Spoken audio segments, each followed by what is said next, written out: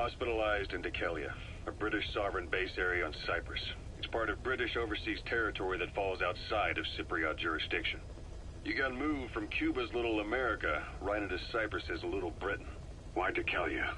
The UK and the US remain close allies. The last place Cypher would think to look for you is inside their own system. That's what kept you safe in British military hospital for 9 years. The safest place from a whale is inside its own belly. You were a regular Geppetto. Well, it wasn't Pinocchio who led me out to safety. So who was that guy? Cypher went so far as to attack British territory, burning their own ally. That's how badly they wanted you dead. He said I was in a British military hospital. But the doctor had a Greek accent. They hire locally. Easier to trust them. Dikelia is also home to Greek Cypriots, after all. What about the Turks? They haven't returned to the south. Not yet. The Cyprus dispute is still a long way from resolved. The country is just as split as it was in '74. Turkish Cypriots in the north, Greek Cypriots in the south. Between them, the Green Line, the UN established.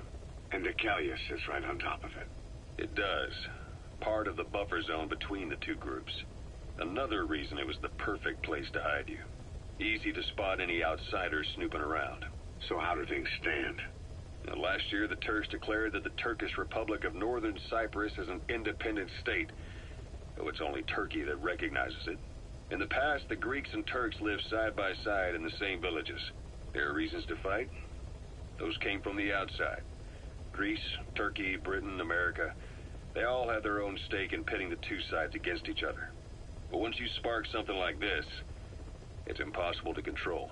Both sides build up grudges like debt, without the foresight to see that each act of revenge just fans the flames, and then it's too late for other nations to rush in with peace talks. The embers keep on smoldering. Each nation's arrogance only breeds anarchy. The world is paralyzed by this hunger for revenge. Cyprus is no different.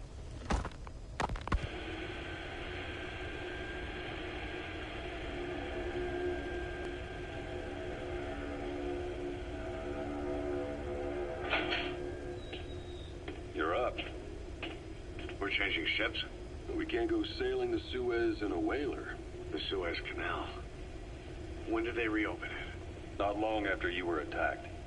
Once they finished sweeping it for mines after the Arab-Israeli conflict. Can you stand? We're going to transfer to a container ship for passage through the Suez. Our destination is Pakistan, Afghanistan's neighbor to the south. There, we disembark and head via Peshawar to the Zero Line, the border. We'll travel to the Khyber Pass by road. And then? We continue on horseback. Afghanistan's main roads are under Soviet control. We'll need to go around them. It'll be all narrow, winding paths through the mountains. We'll do better on horseback. It's a local guerrilla tactic. They use the higher ridges to avoid air recons. Then they charge down the mountains for ambushes. The Soviets still haven't devised a counter-strategy. Our time frame is only half as much as we really need. It'll be a tough march. Better horses than boats. Well, it'll make for good physiotherapy. Take the time to get used to that new arm. While the Soviets have indicated they are not participating in the Los Angeles Olympics, primarily because the United States has made no attempt to guarantee the safety of the Soviet Union's athletes, the United States is increasingly demonstrating the belief that the issue has nothing to do with its preparations, and in fact this is retaliation for the Western nations' boycott of the previous Moscow Olympics. That concludes today's news. That's quite some news. The Soviet Union not attending the LA Olympics? Yeah. Andropov's death has changed some things. They're calling it revenge for the Western boycott of the Moscow Olympics. Countries boycotted the Moscow Olympics? Yes. In protest of the Soviet Union's invasion of Afghanistan. Over 50 countries were absent. It's too bad I didn't get to see Yamashita's judo. When the 40th Army crossed the Amu River 4 years ago, détente went right out the window. The U.S. Congress chose not to ratify SALT II. And Reagan's hardline politics won him the presidency in a landslide. According to him, the Soviet Union's an evil empire. A second Cold War. And there's been no end to regional conflicts and civil wars. Lebanon, the Falklands, Grenada, Iran, Iraq. The story never changes. Egypt and Israel did sign a peace treaty. But then the driving force on the Egyptian side, President Sadat, was assassinated afterward. Apparently, his actions were considered a betrayal of his fellow Arabs. Islamic extremists? Yes. Fundamentalist extremists have been responsible for some bold acts of terrorism in recent years. We've had extremist students in Iran take U.S. embassy workers hostage, and suicide bombings in Lebanon. Over 300 foreign soldiers stationed there have been killed. But countries have yet to develop an effective means of dealing with terrorism. Afraid of losing their own men, they've pulled their forces out, handing private forces a golden opportunity. Private forces? Small armies with no national affiliation, working for the highest bidder. That's right, they got the idea from you. After Mother Base went down, they began spreading to meet the soaring demand. Miller's organization is just one of many PFs now. The entire world is after you. But at the same time, it needs you too. Miller told me about what happened in the Caribbean 9 years ago. You do remember Miller. You'd formed a private army with him. An army with no allegiance to a nation. I remember, but... I see. You're not sure what's fact and what's a fantasy caused by the coma. It's still all a mess, huh? All I can do is tell you the facts as they were told to me. I've gone easy on you up until now, but this is where the hard stuff begins. 1974, the year before you entered your coma. You were in Colombia, operating with a small unit of men, basically mercenaries. Miller was among them. Miller was trying to find a way to turn his and your talents into a line of work. He was looking to start a business where you would fight on behalf of others around the world, those who needed military force. But the reality was, at that time, you didn't have enough gear to equip your own men. Then Miller came across this client. It was a huge job he was offering, but you had a shot at pulling it off. You accepted it and headed into Costa Rica. The client even threw in an offshore facility in the Caribbean. The Mother Base, that would be your new base of operations. Miller sure did have a head for business. As your mission went on, your unit grew and grew. More weapons, more money. Before you knew it, you were commanding 300 men. As the organization got bigger, your military powers swelled to match. It got so the international community couldn't afford to ignore you. You were just too damn successful for your own good. You, your men, had worn out your welcome. Everyone was out for you. East, West, First World, Third. It was only a matter of time before someone took you down. And that was XOF. Officially, they're an anti-terror unit under the CIA. In reality, they're Cyprus' private strike force. They lured you to Cuba using Chico, the Nicaraguan revolutionary kid, and Paz, a mole who worked for Cypher as bait. While you were gone, XOF, posing as a nuclear inspection team, stormed Mother Base. At the same time, C4 they placed on the strut legs went off. The whole thing went down in minutes. XOF. Kisses and hugs followed by a big FU. All because of Miller's blind spot. A back door into Mother Base no one suspected. You remember a certain scientist. Huey was responsible for bringing the inspection team on board, giving the enemy a perfect opportunity to hit you at home. You were returning from Cuba when it happened. Mother Base came damn close to taking you with it into the Caribbean. Those of your men out on assignment returned right away. They refused to believe the wreckage in the water they found was Mother Base. But they checked the coordinates again and again, until reality finally settled in. You were supposed to die that day. That was XOF's primary objective. As far as most folks know, you did. The first doctor to see you wasn't even sure what he was looking at. Before they'd even finished operating, your men moved you to that hospital in Cyprus. There was a woman named Eva who arranged that. Rings a bell, huh? Most men in your condition would have been written off right from the start. But you survived. You went straight down to hell, and they pulled you out. Your eye wide open. Full of venom. The days of naked Snake are long gone. Welcome back, Venom Snake. This world still needs you. Here, Snake, try this on. A prosthetic arm. Yeah, Miller was calling it the arm that wasn't there. The physiotherapy's going well. Your arm's bulked up enough for it to fit. There. Perfect. A little time with it, and it'll work better than the real thing. What do you think? Huh. I can still feel my real arm. Well, you better get used to this one quick. You have any pain? Every now and then. Where? My fingertips. My left fingertips. Sounds like phantom pain. Your brain still remembers your old hand. Yeah. What about your vision? Can you see okay? Yeah, at the moment. Now, the shrapnel in your skull is pressing on your optic nerve. I'm told any hard impact could have an effect on your visual cortex. Yeah. The doctor mentioned that. Your brain might process visual information incorrectly. In other words, you could have hallucinations. You might see things that aren't there, or not see things as they really are. You experienced any of that? I think so. When? Right after I wake up. Colors look faded. Colors, huh? Well, that's not a major concern in and of itself, but it could mean the difference between life and death in the field. You'll need to watch out for that. I will. All right. You should continue your physio. We'll be arriving soon. It's the last chance you'll get.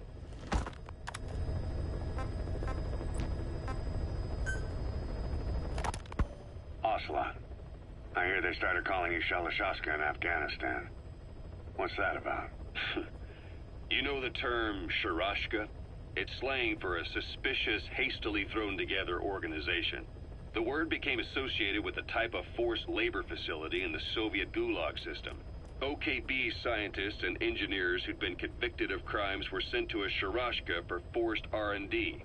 The Sharashkas were supervised by Lavrenti Beria of the NKVD, the secret police, under the official name 4th Special Department. Forced research? That's not very different from what we do here. Diamond Dogs is different. Everyone here believes in you. Regardless of where they came from or why they're here, they revere you. And they're fighting because it was their choice. And if it wasn't, they'd leave? Who knows? That's our reality here, whether it's real or not. If there's another truth, I don't want to know it. All that matters is that's the concept that's taken shape in their heads. The traces of a group ideology, our superstructure, to put it in Marxist terms. All right. Go on. Right. So anyway, at some point the enemy started calling me Sharashka. This was after the war in Afghanistan broke out. While I was keeping an eye on you in that hospital, I was also heading up interrogations here. The men I broke gave up their comrades and families, everything they wanted to protect them most. No real cause for it. I just let myself get caught up in the old Russian pride. And suddenly I received the honor of becoming Special Interrogation Advisor to the forced labor camps. But the more men I interrogated, the more people saw me as just that, the interrogator. It helped cover my real objective of keeping you safe. You went that far for me? Far enough to keep you alive. I ended up being pretty well known among the Afghan guerrillas. Some of them would have seen me on the battlefield, and that's how I got the second half of the name. Shashka. It's a sword, a type of saber from the Caucasus.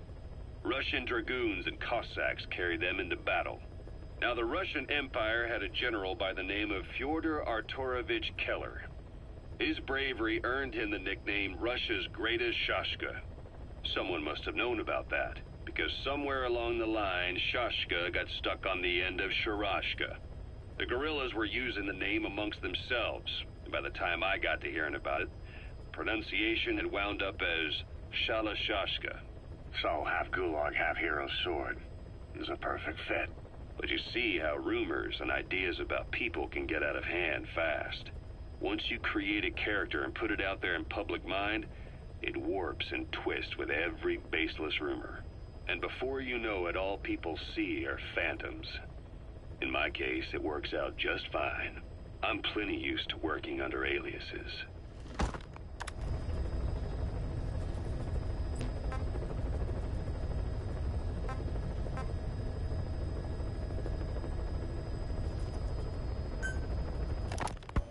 Snake, I wanted to ask you about the man on fire.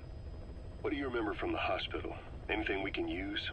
Well, He took off the moment the sprinklers started up. Sprinklers? The fire system? And when he got sprayed with water from the burst pipe, it slowed him down. When we escaped on horseback, he wouldn't cross the river either. And then it started to rain. And he disappeared. Water against fire. Is it that simple? I mean, it makes sense. It's just hard to believe it would work on a guy like that.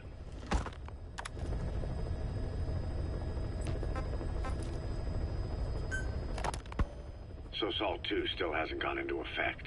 That treaty was drawn up to limit not just the size of the U.S. and Soviet Union's nuclear arsenals, but also their delivery systems.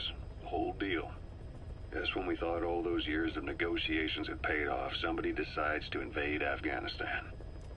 The timing couldn't have been worse. The president was in the middle of the SALT II talks back then. You mean while you were busy trying to stop Peace Walker? I heard. President Ford was meeting with the General Secretary in Vladivostok. In his absence, the political brass in America detected what they didn't realize was false nuclear launch data from Peace Walker, and were on the verge of ordering a retaliatory nuclear strike. Coleman's big idea? Humans are incapable of destroying themselves. Turns out he never knew what humans are capable of. If that AI, the boss, hadn't found a way to stop the fake data transmission, they probably would have gone ahead with the launch. Deterrence was revealed as the pipe dream it was. All thanks to you. And her. The U.S.-Soviet talks looked set to fall through. What happened in Nicaragua no doubt helped trigger a change of heart. But in the end... The time's to find the politics. When you've grabbed their tail, they turn and bite your hand. I first met you 20 years ago now. The place was Selenoyarsk in the Soviet Union. We were enemies. I was with the GRU. You were still fighting for America. 1964. Operation Snake Eater. Its objective? The assassination of the legendary soldier known as the Boss. When you returned home successful, they awarded you the title Big Boss. Your CO, Zero, sought to carry on the boss's will by covertly establishing his own organization. You knew the original members from Operation Snake Eater. From America, there was David O., or as he was to you, Major Zero. Donald Anderson, a.k.a. Sigint. Dr. Clark, who went by paramedic during the operation. And the fourth, you. From China, there was Eva. And me, Ocelot, from the Soviet Union. 6 in total. To us, government notions of friend and foe were meaningless. As were East and West, we joined forces by our will alone. Our objective was to fulfill the boss's dying wish, to make the world one. And to do it, Zero used the Philosopher's Legacy, the secret war fund you obtained during Operation Snake Eater. This organization would go on to become Cypher. I, on the other hand, was left with the problem.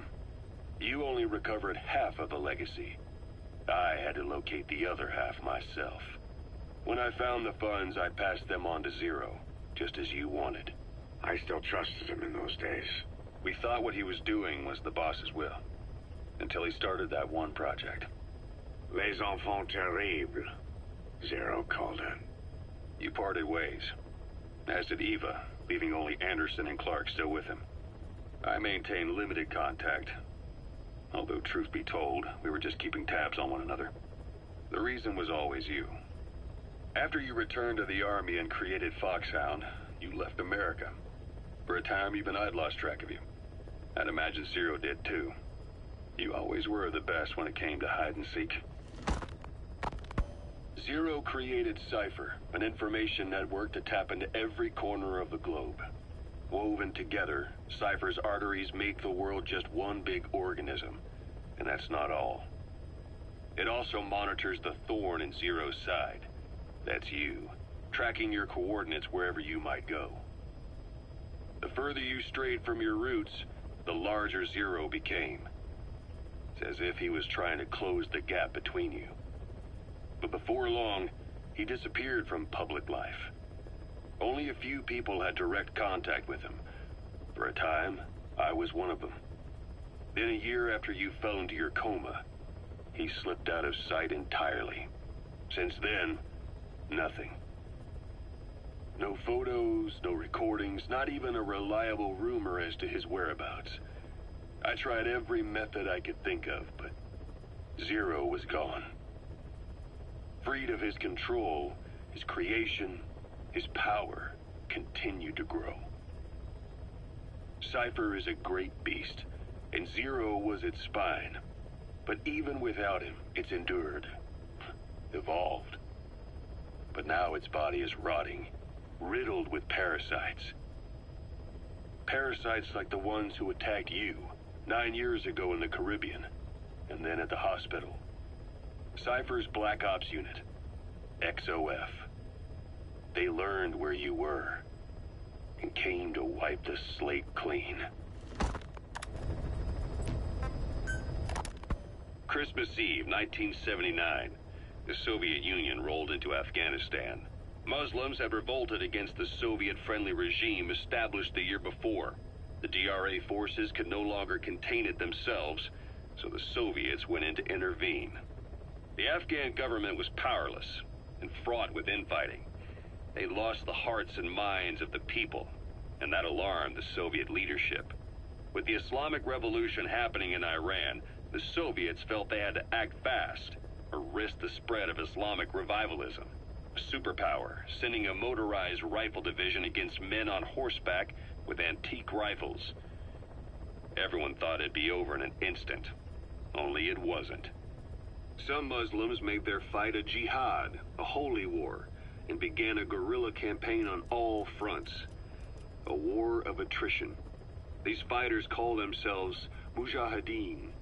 They're being supported by the West through Pakistan. That's why Miller was involved. He was training them near the Zero Line, sponsored by the CIA. The war has become a nightmare for the Soviet troops stationed here. They thought they'd be headed home in 6 months at the most. Then a year passed. 2 years. Now here we are 4 years on with no exit in sight. Afghanistan has become the Soviet Union's Vietnam. The Soviet troops on the ground want to go home, but at least they have homes to go back to. The Afghans have lost theirs. The Soviets destroy the kishlaks, villages, wherever they can. They burn down homes and fields, fill in wells, turn pastures into minefields. It's created a mass of refugees who fled to Pakistan. If the Mujahideen are fish swimming around the villages, the Soviets will go so far as to dry out their ocean. But this has had a big price. There's bitter resentment among the Afghans, and they're taking out their anger on the soldiers on the front lines. Among the Mujahideen are the Pashtun people. They're fiercely devoted to their code of Badal, or revenge. Soviets they've captured have had their hands, feet, and noses cut off before being left to die at the side of the road, just to show their comrades what they're capable of. Friendlies who come across them can do nothing but put them out of their misery. Then they burn down another village in retaliation. And the cycle of vengeance goes on.